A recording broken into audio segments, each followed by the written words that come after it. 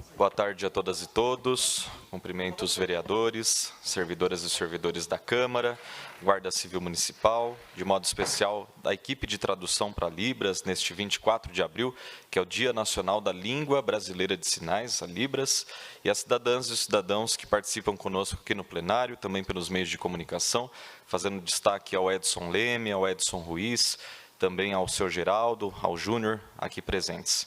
Fazendo minha ação permanente de acessibilidade em todas as sessões da Câmara, que é a autodescrição para as pessoas cegas ou com baixa visão. Eu sou homem, tenho pele branca, olhos, barba e cabelos escuros, estou usando uma camisa azul, gravata vinho e à minha frente há um púlpito de madeira com um brasão de vinhedo estampado nele e também um microfone. Eu começo a explicação pessoal desta tarde retomando um assunto que ficou incompleto na semana passada, que é sobre um dos menores e, ao mesmo tempo, mais esquecidos bairros de Vinhedo, que é a Vila Galo. A Vila Galo fica na região central da cidade, fica entre a Vila Planalto, a Vila Cascais, o Residencial Flora e o bairro Pinheirinho, e é um pequeno loteamento com menos de 10 ruas, mas que há muitos anos simplesmente não sabe o que é um investimento direcionado por parte da Prefeitura. E eu faço esta fala aqui na tribuna da Câmara sobre a Vila Galo, não de forma injusta, porque por várias vezes eu acionei a Prefeitura para falar sobre assuntos do bairro, mas sem muito sucesso. E o pior, não apenas eu como vereador, mas a população do bairro também tem sido ignorada recorrentemente, já que muitos moradores também buscaram o entendimento do Executivo e deram de cara com a porta, infelizmente. E quando se mobilizaram para abrir os processos administrativos no SIM, seguindo o trâmite, a liturgia que são próprias para isso, eles não foram atendidos. Uma das reivindicações mais urgentes é sobre mobilidade urbana. E falando com a Secretaria de Serviços Públicos, o antigo SERM, nós tivemos ações muito importantes do Vinhedo Sem Buraco, por exemplo, em alguns pontos do bairro, mas o que se faz necessário, na verdade, e eu vou pedir à comunicação que exiba a primeira foto, por favor, essa rua Duque de Caxias, na Vila Galo, o que se faz necessário, na verdade, é um recapeamento completo das ruas de todas as vias ali da Vila Galo. Um outro ponto fundamental é sobre segurança no bairro. Em um passado recente aconteceu uma série de furtos, de roubos, de outras situações semelhantes, e os moradores até se organizaram para reivindicar mais segurança, e é o direito deles, sem dúvida alguma. Para quem paga os seus impostos, tem que exigir segurança, infraestrutura e bem-estar, sem dúvida alguma. E o bairro é fechado por bolsões, até houve esse entendimento por parte do Executivo na época, há apenas uma entrada e uma saída, só que a câmera instalada posteriormente pela Prefeitura ficou antes dessa única passagem. Então, também vou pedir à comunicação para que exiba, por favor, as próximas imagens. Essa única entrada e saída do bairro e a próxima imagem com a câmera de segurança posicionada antes dessa única entrada e saída da Vila Galo. Ou seja, se um veículo, eu vou pedir para a comunicação deixar essa imagem, porque se um veículo vem de Louveira para Vinhedo e entra no bairro para cometer algum crime, ele não é detectado pela câmera de segurança. E essa é uma falha grave, já tem indicação do meu mandato para ser arrumada, só que até o momento não foi atendido pelo governo Dario Pacheco. Nessa mesma entrada e saída de veículos também existe um problema de insegurança, porque os bolsões, e aí a próxima imagem, Marcelo, por gentileza, para a gente que está acompanhando aqui e também para as pessoas que estão em casa, esses bolsões não são suficientemente próximos uns dos outros e isso tem permitido, por exemplo, a passagem de motocicletas entre eles. E aí uma pessoa que vai lá cometer algum ilícito, ela acaba podendo sair, seja de bicicleta, seja de motocicleta, nos vãos desses bolsões. Motivo pelo qual eu já solicitei à Prefeitura uma melhoria, mas também que ainda não foi atendida. Obrigado pela exibição das imagens, Marcelo. Também há uma outra questão envolvendo o disciplinamento do trânsito. Os veículos que saem do bairro e que vão para o centro, ou que estão chegando de Louveira e acessam a Vila Galo, acabam cruzando a faixa amarela contínua, precisando atravessar a pista no sentido contrário. E aí é a última imagem que eu peço, por favor, para que seja projetada. Tem até ali algumas marcas de pneus, mas é essa situação que está acontecendo. Quem vem de Louveira e tenta acessar o bairro, acaba cruzando a faixa amarela contínua e, ao mesmo tempo, a pessoa que sai do bairro e se dirige ao centro, faz isso também já no sentido contrário. Isso é algo perigoso, foi motivo de moção de apelo do meu mandato e de uma ação presencial, inclusive de vistoria técnica, envolvendo a diretoria de trânsito da Prefeitura e alguns moradores. Eu estive lá presente junto a essa reunião, junto à diretoria de trânsito e aos moradores que se mobilizaram. E lá foi prometido que o problema seria resolvido em uma questão de semanas, mas já se passaram meses, quase meio ano, e nada foi feito. Aliás, a única coisa que foi feita sobre esse assunto foi justamente o contrário daquilo que os moradores estão pedindo, que foi a pintura ou a repintura da faixa amarela por meio do DER, que é o Departamento de Estradas de Rodagem, no local em que deveria ser construída uma rotatória ou algo semelhante. O vereador gostaria da parte, por favor. Só para complementar também, ali realmente é uma DR, é uma briga muito constante. Até o vereador Rubens também, nós já detalhamos muito isso no passado, inclusive que a escola nova que está lá agora, a gente pede realmente uma rotatória ali, que a dificuldade está sendo essa, tanto ali como no portal, como na Estrada Boiada, mas é uma luta constante. Eu cumprimento Vossa Excelência por essa luta também, estamos engajados na mesma pauta e concordo plenamente com o senhor todos os pontos ali, né? De fato, o risco de acidente está iminente ali, até por assim dizer. Obrigado, vereador. Perfeito, vereador. Sou eu que agradeço. Parabéns também pela luta de Vossa Excelência junto ao vereador Rubens. É sempre importante que a gente se fortaleça nessas reivindicações que vêm, de fato, da população. Não há como negar isso. Muito obrigado, vereador. E falando sobre zeladoria e manutenção dos espaços públicos, eu também ressalto a necessidade de instalação de lixeiras no parquinho do bairro.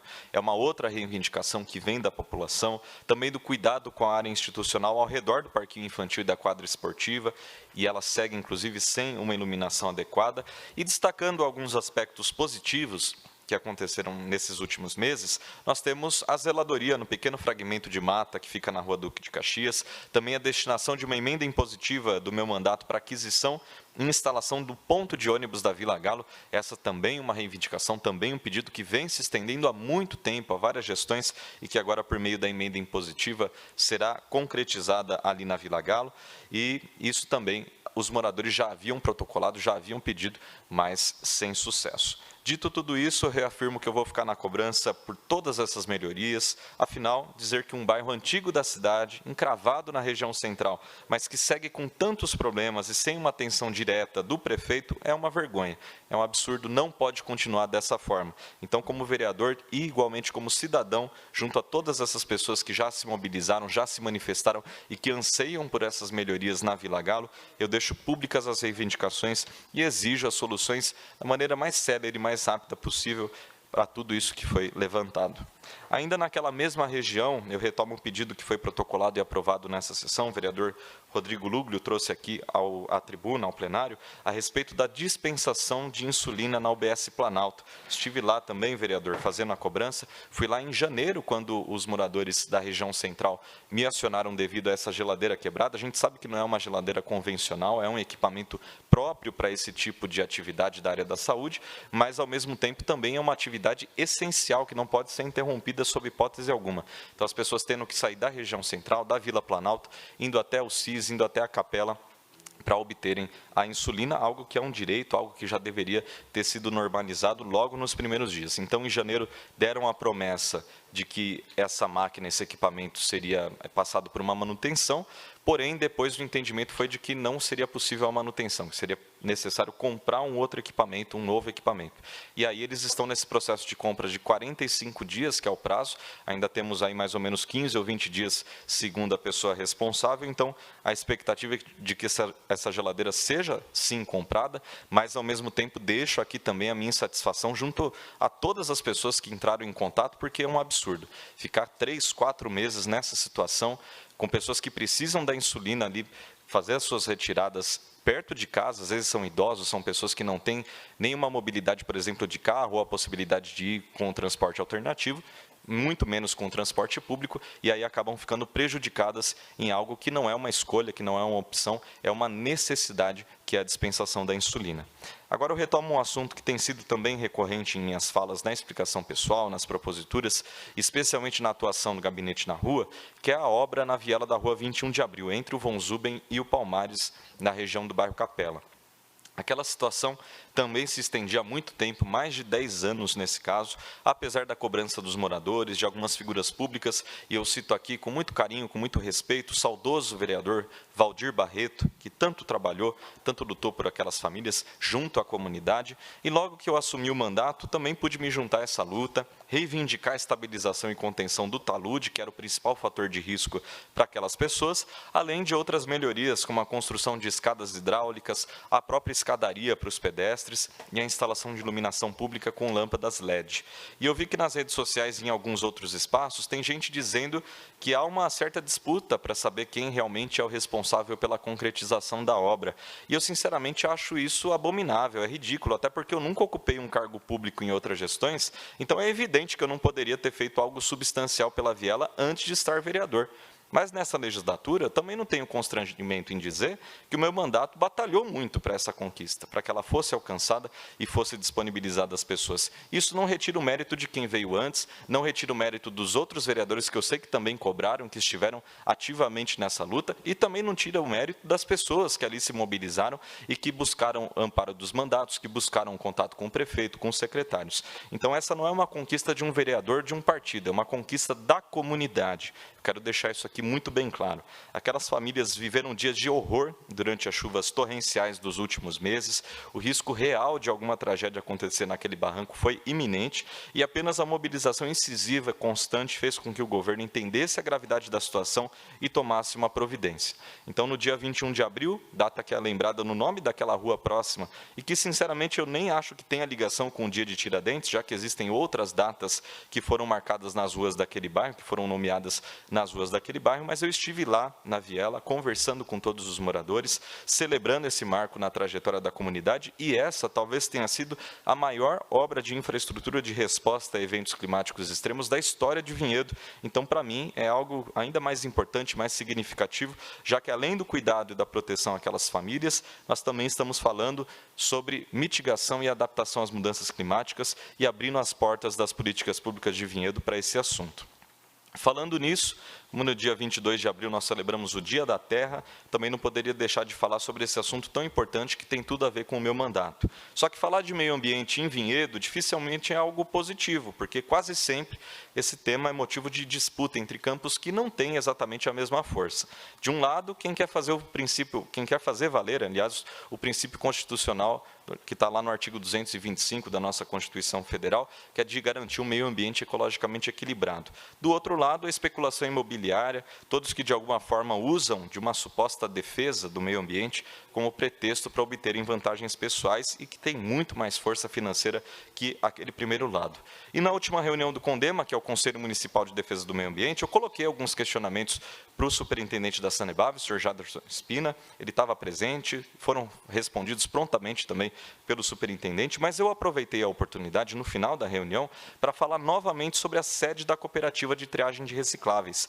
Eu estive em mais uma visita à 4RV, que faz esse trabalho em parceria com a Prefeitura, e as condições precárias continuam as mesmas. No entanto, isso contradiz aquela premissa, aliás, aquela promessa que foi dita no final do ano passado, de que em até 2 meses a situação já estaria plenamente resolvida. Nós temos até o print do perfil institucional do prefeito, Dr. Dario Pacheco, dizendo isso, que haveria esse prazo. Só que já se passou esse prazo, o prazo já dobrou e a gente ainda não tem essa resolução. Parece que é uma velha estratégia do governo Dario Pacheco. Enquanto um assunto está quente, é feita alguma promessa que deixa todo mundo em estado de expectativa.